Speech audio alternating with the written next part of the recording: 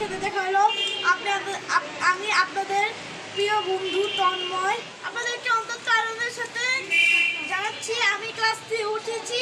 আর class 3 এর জন্য এখানে একটা আছে বাংলা বই। আর বাংলা বইয়ের একটা সুন্দর একটা মজার গল্প আছে। এই গল্পটার নাম হচ্ছে ময়লার বাক্স।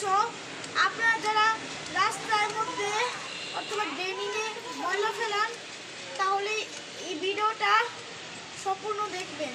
ময়লার বাক্স। বুঝলেন হারুন, এ আমার নাতনি বেড়াতে এসেছে। কি নাম তোমার? আমার নাম রেবা। রেবা, তুমি কি আমার দোকান থেকে কিছু নিতে চাও? কিছু না চাচা, ধন্যবাদ। আমাকে একটা কলা দিন তো। কলার খোসায় কেউ আচার খেতে পারে।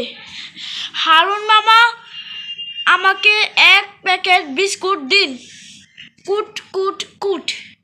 সবাই দেখি যেখানে সেখানে ময়লা ফেলছে। হারুন মামা, আপনি কি 2টা বাক্স দিতে পারবেন? কেমন বাক্স? কাগজের বড় বাক্স আর একটা কলম লাগবে। এই বাক্সে কলার খোসা ফেলতে হবে আর এই বাক্সে অন্য ময়লা ফেলতে হবে। আমাকে একটা কলা দিন হারুন চাচা। খোসা ওই বাক্সে ফেলো খুকি, ওটা ময়লা ফেলার বাক্স। বাক্স ময়লা ফেলার বাক্স। একটা বুদ্ধি পেয়েছি, খানিক পর খাও। দারুণ কাজ হয়েছে।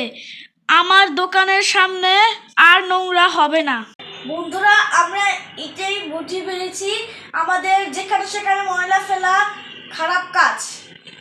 আপনাদের এই গল্পটা যদি ভালো লাগে তাহলে ভিডিওতে লাইক এবং সাবস্ক্রাইব করে দিন। বাই।